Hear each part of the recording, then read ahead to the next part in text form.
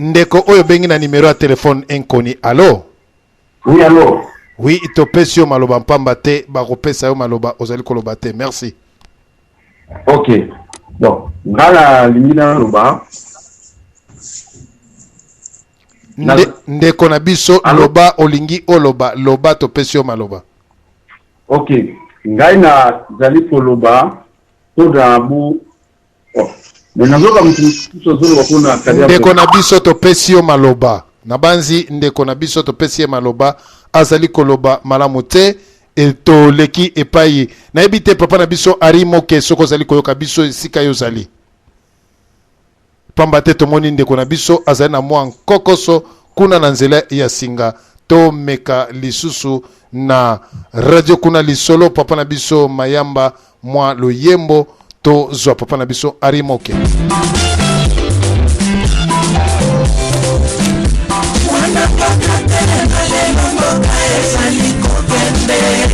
Kokende se kokende Mona wapi osala monga mata mboka na yo Kongo mboka na yo moko Mona wapi mboka ya tomela yo mboka yeye Olala te mona longa te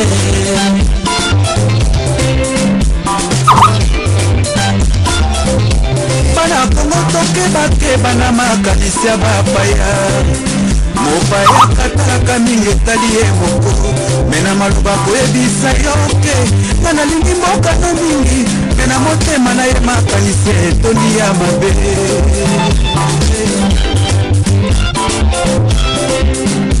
Mwana makatele malema mboka ezali kokende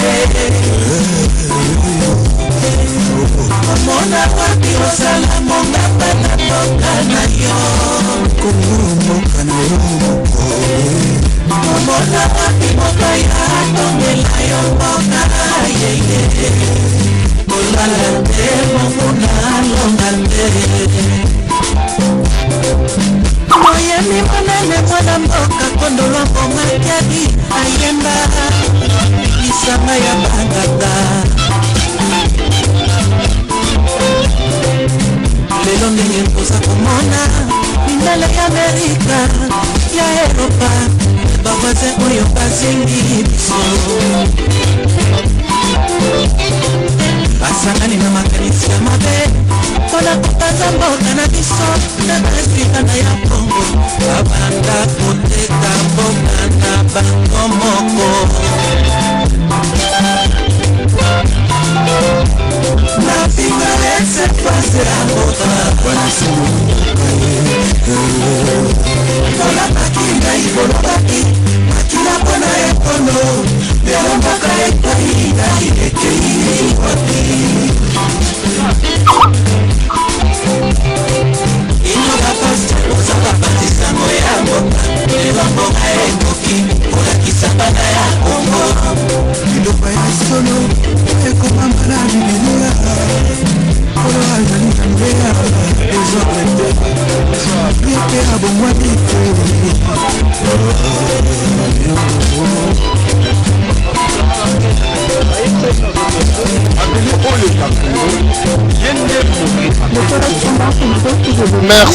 Merci papa na biso mayamba kuna na régie esika o tozali kokoba tozali kokende malembe na conclusion ya masolo na biso papa na biso na banzi bandeko o bazali kokoma vraiment botika pamba te ezali ko déranger mingi ba ezali ko tia mwa ba bruit. Merci to leka nanu epai ya ndeko na biso Kadia Mpemba to pesa ye lisusu maloba soki azali kolanda biso. Allô? Allô? Oui, to pesi yo maloba. Merci. Naza la question moko pour Henri Moke. Na lundi interview ana passer mulunda lobby que ceux qui diaspora koki ko s'organiser pour na zota 20 personnes pour na bazala na ye pour basala ba contrôler musala zosala. Est-ce que Henri Moke a prêt à lobby nini pour na proposition ana? Nabanzi papa na biso Henri Moke soko zali koyoka biso. Allô? Nabanzi mwa nkokoso moke côté technique kuna esika ya zali. Allô papa na biso Henri Moke? Merci Tobanzi papa na biso Ari Moke a siliko zomo en kokoso mais to sene na nzela ya singa ba écrit oyo bandeko bazali kokoma ezali vraiment kotia ba bruit na ebité pona nini vraiment bandeko liboso za na kaboete bomeka nano calme. Merci. To kei nano epai ya mama na biso na banzi papa na biso Ari Moke aza na mwa micro mwa kokoso to lekana epai ya mama na biso Ifaso Isola toyoka ye eloko nini akolobela ba congolais pe ba congolaise oyo bazali kolanda biso na mpokwa mwalelo. Merci. Merci papa DSV pour nous passer maloba na pesi bien son mbote. Mbote mama na biso. Bon, j'espère que bien so bozo yoka na pesi papa Henri Mbote matondo na nyonso bozali ko sala malgré que na moni na vidéo anate mais na yebi que bozo sala musala mo kitoko ngai na ngaki na loba boye papa DSV na loba mingi te na loba ka mwa muke soki biso ba congolais to yeba ka yango te peut-être que ba musu ba ko seka na bango mais eza vérité. Peuple congolais a été le peuple le plus intelligent dans le monde. Si le peuple congolais est arabe, si le arabe est chinois.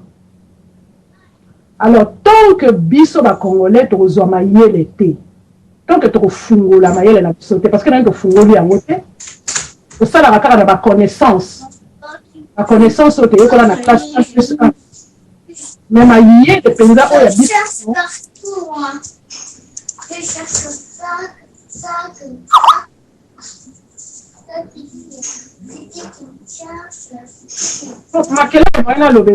Nabanzi ndeko na biso kadia mpemba vraiment papa na biso mama Ifaso to peso maloba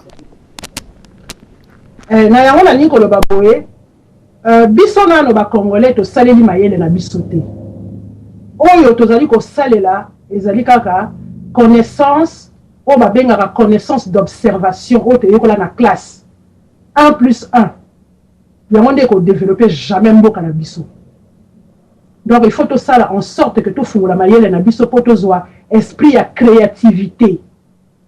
Esprit à créativité o to bana ko imaginer to bana ko créer ba image ndenge ni to ko sala pona mboka na biso.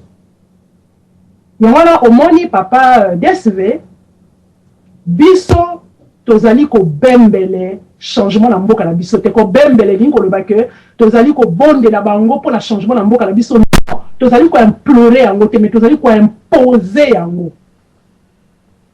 Nous imposons tozali ko implorer te mais na 2012 2011 tozali ko imposer yango. Alors yango na omoni peuple congolais il faut amiyeba. Peuple congolais, il faut ayeba azanani. Jusqu'à ce que, même papa Yaza Kolobalobi, Kanambe a commandé Bamindo qui est yé. Biso tozali na mayele. Ce qui te fungoli mayele na biso ya ko yeba. Oyo tokoyi ko sala po mundo ki wana oyo Kanambe a commandé na mboka na biso ebetate. Tozali na mayele wana. Mais mayele yango tozwango ndenge nini? C'est ça le problème. Mboka nyonso oyo eza na mokili oyo na mona na nzambe a abandonné yango te. Na leur mboka eza na ba problème, nzambe tindaka toujours bato na ye ba yaka. Atindaka équipe na ye y compris ye moko pona koya ko délivrer mboka. Mais sikoyo biso ba congolais longwande na mayele ya connaissance d'observation comme ça toko mwana na miso to komande na mayele oyo eza na kati na biso parce que tozali na yango en abondance biso moko to miyebite mais baninga bayebi biso. Alors le Congo ezali mboka oyo ya promesse. Congo ezali mboka oyo ekotia kimia na mokili. Congo ezali mboka oyo eko équilibré mokili. Congo ezali mboka oyo ekotia cohérence dans le monde. alors biso ba congolais to se comporter ndenge nini devant mboka wana oyo ko diriger mokili mobimba na suki wana na pesi bino matondo. Eboto papa mama na biso ifaso isola vraiment to komi na suka ya émission na biso liloba ya suka na ndenge to yambi papa na biso Henri Moke combattant pe général na ndenge obino boyebi mobundi monene ya mboka Congo na kati na mboka ya Belgique oyo misala ezali komonana mpamba te balobi bayebaka mutu na misala na ye.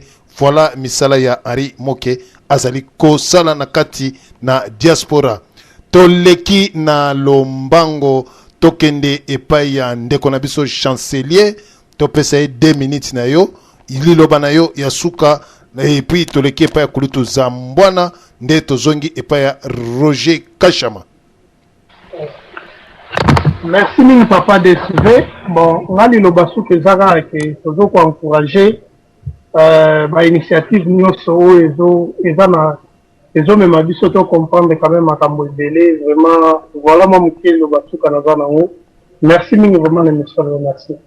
Merci papa na Élysée esika oyo vraiment na intervention na yo mukuse tokei epai ya mbuta Zambwana Joachim na ndenge toyambi général Henri Moke yo olobi nini liloba na yo ya suka oyo toyambi ye. Merci. Merci pour na liloba ya suka ezali eke tokomi na stage ou politique ezali science naturelle mutinyo sa ko botama ayekoli koma batu baturnaka et puis à comprendre yango mais na tangu politique ekomi ko combiner na science o ezali ete soko za préparer na babiloko te tu ne peux pas te faire un aventurier pour ça yango qui est l'informatique loko le côté pour na renforcer politique. Message dans ezali ete papa ngoyi na ba congolais nyonso boza ko landa biso toyeba ete tokomi na point ya kosukisa mayele nyonso ya ba politiciens congolais ou bien bakangami na politique na bango naturel mais batikela biso biloko ya ba ordinateur oyo soki balingi kosangisa ordinateur eya ko renforcer bango tokozala na bona mayele tokokanga bango tokoyeba ete batika ko sakanatija almet ya informatique to place tokozula bango. C'est ça mon information. Merci. Merci kuna papa na biso mayamba na régie congolaise et congolais. Bima na balabala ganga lokola kake impo na candidature ya monsieur et le président du Congo Etienne Tshisekedi wa Mulumba. Yasolo bandeko ezali toujours yabino DSV Diana sulufutu de vous pertale na candidat na toujours unique oyo biso toyebi Etienne Tshisekedi wa Mulumba.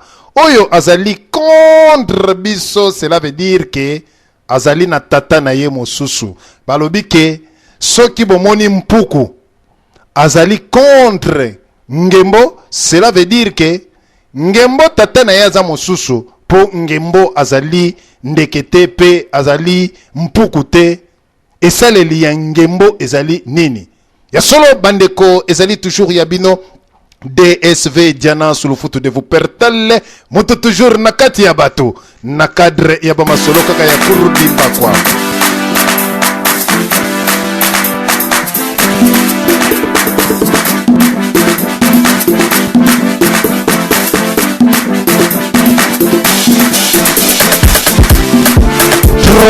W Radio Télévision Lisolo, la seule radio neutre de la diaspora congolaise.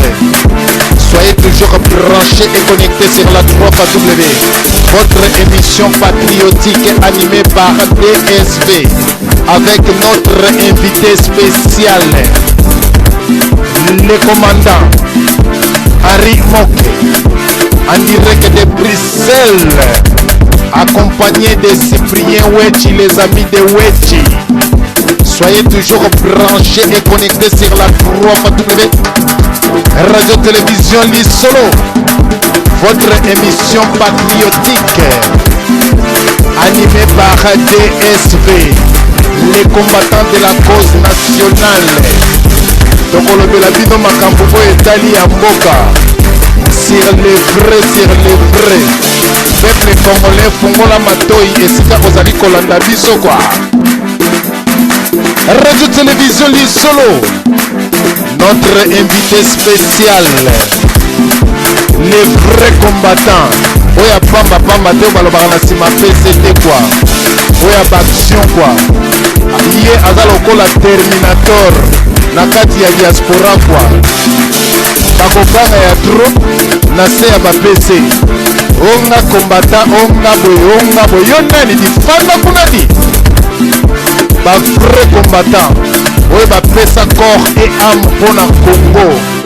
Balobi etumba oyo tokolonga yango mpe tokolonga yango kwa.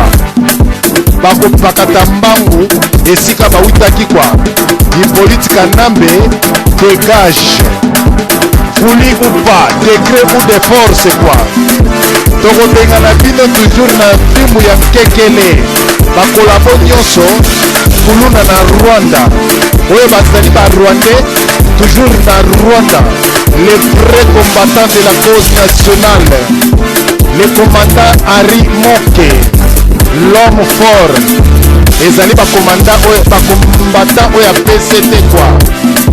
Koganga action rien. Loba rien. Kaka makelela wenze. Bokozwa Timbudi. Bokechu premier. Le commandant suprême. Général Ngando le crocodile. Henri Imoke. Odon Mbo. Rex Kazadi. Mama Yuyu Mutumosi. Le commandant Ibu. De Suisse-Irlande. Maman Josélie Kembe. Ba vrai combattant de la diaspora congolaise. Oyo basalaka baction. Eza te oyo kaka lati teni na ye kaka ne kotibere rouge. Azali kotambola. Onga combattant de fanda nyedi. Tozali koluka baction. Notre invité spécial sur la 3W, les vrais combattants, Henri Moke, sur la 3W, Radio-Télévision Lisolo. Soyez toujours branchés et connectés sur la 3W, votre émission patriotique, animée par DSV, les amis de Wechi, Cyprien Wey, Toleki et Payi, ya Docteur et Pafrax Topesio Lisusu Maloba. Nabanzi Sinzeli ya peuple Topesio Maloba soko sali kolanda biso. Toleki na lombangu epe mama na biso ifaso isola liloba na yo ya suka na Henri Moke nde tokosuki sana Henri Moke. Ezaisu Roger Kachamate. Merci mama na biso ifaso isola Topesio Maloba. Allô papa. Nabanzi topesi mama ifaso isola Maloba soki azali te nde tokei na ndeko mosusu. Merci. Papa Diane. Oui, tozali koyoka yo. Nazali Pafras. Mais papa na biso Pafras ozalaki bapesi Maloba plusieurs fois ozali koloba te soki ozalaki wana te. Na kangaki micro naza komunda pona kufongola bon. Merci. Mama zo nanu bongo sima mama na. Mama na biso ifaso isola topesio liloba na yo asuka nde tozongi epa ya Roger Kachama. Merci. Papa na na koloba te o na zaki na ngoya koloba kaka pona lelo kaka wana. Merci mama na biso tokei epa ya Roger Kachama liloba na yo ya suka. Merci. Merci beaucoup DSV. Moi je pense que Henri Moke donc devoir travail aux ezalaki ya sensibilisation pe conscientisation ya ba congolais le quoi congolais azaki habitué te na makambo wana na ndenge bande comme ça basali ba remarque awa que toza trop polele. Moi je crois que ezalaki nanu dans un premier temps fallait que salama nanu bongo pour congolais azali veiller pour congolais azalaka mutu ya oyo aza trop sensible donc ceux qui ba image ezate ba nini ezalité à kozala na épée ko ignorer ba makambo mususu. Alors oyo etali ba plan ya stratégie na banza ba plan nde etikala kopesa mate oyo nini tokoki kosala ou bien oyo nini toza préparer pour na kosala bato bamonaka déjà makambo esi esalami. Donc oyo ezali ya mwa muke ya kobakisa yango wana mon frère continue toujours courage nzamba za na sima na yo et biso pe tozana simana yo toujours to soutenir yo atana ba prière. Merci beaucoup. Merci beaucoup Ndeko, merci beaucoup Roger. Merci Toleki na Lombango epai ya Sinzeli ya peuple. Sinzeli ya peuple Docteur Epafrax topesio maloba. Matondo mingi papa na biso diana sur foto pe balandi nyonso ya radio lisolo bande ko babolingo eloko ngai wa bino Sinzeli na koloba ezali ke nazali ko sepela mingi tango nazali ko yoka ba evre ba combattant lokola ba Henri Muke ba odo donc ndenge baza ko sala musala nazali ne sengo mingi pe bande ko na biso oyo nyonso bazimichena katikati na kubunda na itumbo vraiment plan B musclé à la vitesse supérieure ezali po na biso nyonso et tozali en dehors te nzambe azali komona liti na biso na Esaïe 41 21 à 22 bande ko babolingo mopaya na mutu na mboka ezali malédiction selon Deutéronome chapitre 17 14 à 20 vraiment totelema biso nyonso esika tozali batu wana bazali kobika na kopo ya lotoko mais awa na diaspora kombo ya mpaka elata bango bisika nyonso bazali bande ko babolingo nakanisi merci mingi matondo mingi na général Henri Muke matondo na bande ko nyonso batuni mituna pe bande ko nyonso oyo basimbi radio pona tena kukamba biso na poko na lelo nakanisha te dali sengo mingi pona komona te ngoyi mulunda zaki confondi ngoyi mulunda na mutuna ya yebete na ngaki na meka mais bala yango ezali mozindo matondo mingi bana diaspora bana sombi ya Kongo Zaire totelema bobile na bopiki nyonso pona kumela mboka batata pe ba mama. Merci papa. Merci Toleki et epai ya Odon Pambu topesi epe maloba. DSV, merci pour l'émission Lelo. Oui, Macambunion faisait bien. Il y a comme ça la pression, ils ont très bien, Macambunion faisait bien. Mais le problème, les Camerounais, il y a le 6 décembre, c'est ça le problème. Il y a un moment le Cambo combattant qui a étudié pendant ces derniers temps. Parce que ceux qui ont raté le 6 décembre, je pense que raté Lyon, dans Munduki, retour dans je pense à comme en force, incroyable. Mais ce que Bomi a achevé, je pense qu'ils ont la victoire moko oyo tokoiko ebatende ntoko lobela.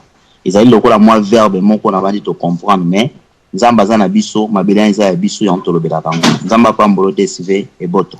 Eboto papa na biso Odon Pambu mama Elodie topesio une minute okoti na suka nde tozongi epa ya Roger mpaka Zamambu tokangi bisaka epa ya Henri Muke. Mama na biso Elodie topesio maloba oyo koteli biso na nzela ya singa. Ah papa en tout cas na s'excuser bingi pona komaki na retard na nika na pesa bande kombote pona landi penza bino penza te donc moyen na pesa intervention. Merci mama na biso. Merci mama Elodie to komi epa ya mama na biso papa na biso Roger mpaka Zamambo. Ah oui, merci ndeko DSP, merci baninga nyusu bazaki na conférence bonga na koti nazali nzombo le soir comme par hasard kana leki na vyuki bozako loba bona pesi ndeko ari mbote mingi na kanisi pa na biso balobaka mutu auti mabina bapesaka ye conseil te nde mutu bapesa conseil bazako kene mabina. Bon c'est trop tard, bon na interview basalaki wana na landaki bango d'abord félicitations parce que bon faire comprendre na mungalo wana que esoki mulunda qu'il est d'abord congolais. Il doit penser na kanisi mingete côté na mutu. Na monaki na misu, donc langage corporel nae et la kisakinga que ekota kiye. Mais je crois qu'à l'avenir biloko mi balé sengeli bo éviter. Obobo meka ko bongisa muke. Premièrement, bon monaki tango basenga ki 2 ou 3 personnes baya bozaki na kotatabana. Bozaki kotatabana. Donc prochainement il faut vous préparer ceux qui ba entrevue ndenge ezali banani ba okende nini bokoloba. Mais dans l'ensemble des gars qui malamu. Et deuxième recommandation na kosala bino personnellement na Henri omoni bitumbo bozali na ngo bino bozali na venana na moto na liboso ya bitumba donc na ligne de front. Donc il faut prochainement éviter batu bazala sima na bino. Et puis na suka bokutani na bato ndengwana il faut ko éviter ko pesa ka bambote olobani polele et bo pesani mbote ndego boyaki ko zwa carte wana ezaki déjà eloko moko malamu mais prochainement à l'avenir parce qu'on ne sait jamais tout est possible donc ezali ba mesure à prudence il faut pozwaka parce que vous êtes déjà na ligne de front. Merci na tikibino. Losako. Merci Losako pe nayo Roger Mpaka Zamambu to komi vraiment na kokanga lizita ya masolo ya mpoko malelo to pesa guest na biso oto yambaki mokolo malelo combattant Ari Moki en direct de Bruxelles oyo bandeko bayembi mpe ba comprendre que non ozali vraiment mobundi ya solo Congo ya lobby ezali toujours na maboko na yo pe na maboko na biso donc topesi yo maloba merci. En tout cas, merci mingi na papa DSP na balandi tout ya radio Lisolo na bandeko tout tozali na bango na nzela Skype lelo. Donc na yoki ba conseil na yoki ba encouragement na bino na ba félicitations ezopesa biso toujours bokasi poto yebike bitumba oyo biso toche nzambe liboso po nzambe o akelaki mokili apesaki biso Congo et que na esprit na foi na biso toyebi ke tokolonga bitumba oyo tozala déterminé tosambela mutu na domaine na ye nyonso akoka kosala ke to bunda biso tout congolais tout il faut akota na bitumba oyo ndenge tomonaka ba tuti bazoluka babengana ba utu na pouvoir bazalaki partout na ba association na ba organisation tout bakangami liboke. Donc to éviter ba tiraillement entre nous, to luka ba stratégie, to multiplier ba stratégie parce que na niveau ya diaspora message eleki communauté internationale na minute oyo bayebike mopaya wana ba congolais balingi ete chaque fois tokoti surtout ba dernier temps oyo na ba bureau même ba ngomoloba makambo oyo ezali responsabilité na bino moko ba congolais jamais tokotinda ezala un européen moko un américain moko kwa ke no bunda na place na bino. Donc détermination sikoyo ezali na kana biso avenir na destiné ya mboka na biso ezali na maboko na biso ba congolais totelema to bunda to kende na bitumbo sikoyo na niveau ya terrain ba voix eza ebele élection ezali mais to lobité que ezali voix unique ba voix mususu ezali parce que to yebi que tout peut arriver ndenge biso pe to vandi tozo kanisa bango pe bazo vanda bazo kanisa ndenini au cas où élection et l'équipe boye ba osala ndenini tout ça parce que bazali ba criminel bazali ba paya ba kolingate ba kende ces pays ou bien ba kangama ezali suko épreuve de force biso peuple congolais il faut to la kisabango ke ezali mabele na biso to kobenga na bango seule détermination na biso nde ko sala makambo. Donc na sengi na ba congolais nanzela oyo élection ezozala oyo bakozala na temps bakitamboka oyo bakoki kokitamboka te batinda message partout na ba famille même na ba province ko lukaka ba contact partout na ba internet na ba organisme kutu na ba famille ko lukandeni ni ko sensibiliser batu ba voter contre mopaya wana na ba allié na ye oyo ba candidat oyo moko a créer. Et puis de deux to banda à partir ya lelo koyeba ke to benga kaba peuple to benga kaba famille to cha bango na mutuke mopaya il faut akende soka ke na nzela élection te to kotelema to lelisi to beti ba siffler peuple akiti na balabala na ba quartier nyonso batu babimi libanda pona ko benga na mopaya oyo. Donc il faut to banda déjà ko préparer na yebi ke bande ko mususu o bazali na Congo bazo luka ba moyen soki ba oyo bazo senga ba moyen tel que ba numéro de compte o mususu pesami ya site ya ba to bazo linga ko ba soutenir papa na biso Etienne Tshisekedi azana na nani il faut ko pesa ata moi 5 euros pesa ata moi 2 euros na yo et ko contribuer.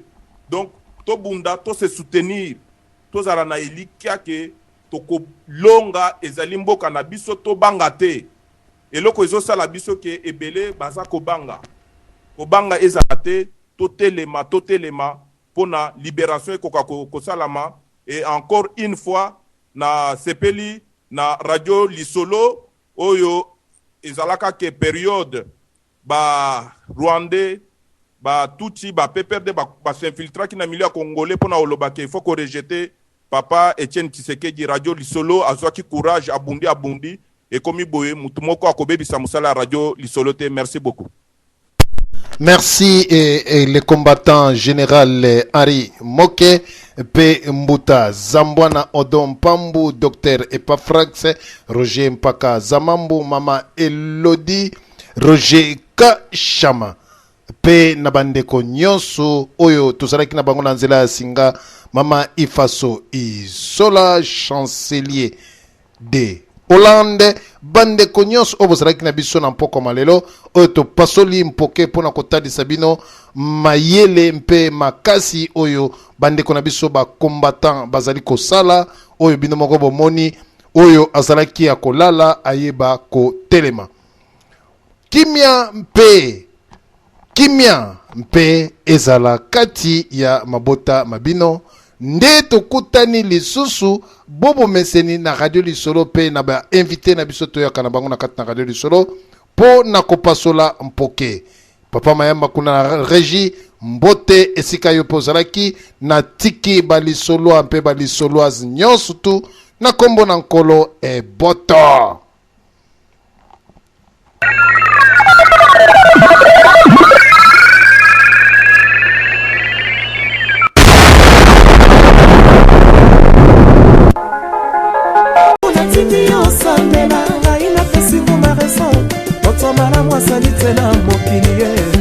Quelle ingratitude, ngana salisa yobe, ata osibo mengo.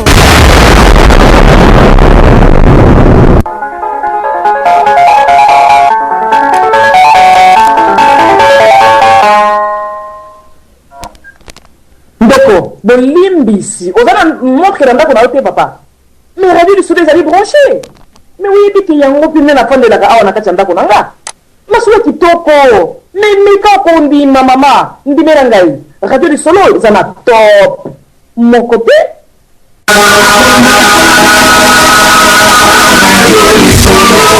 Radio Lisolo fin kaka.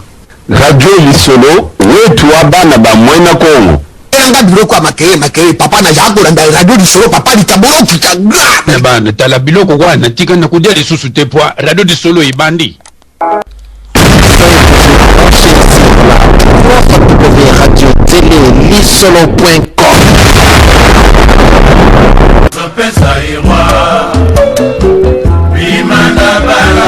Yes, solo, hein? Banzana toujours na bazone. Ganga lokola kake. Pona candidature à Etienne Tshisekedi.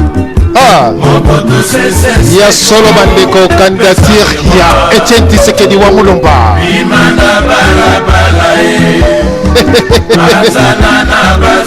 Merci.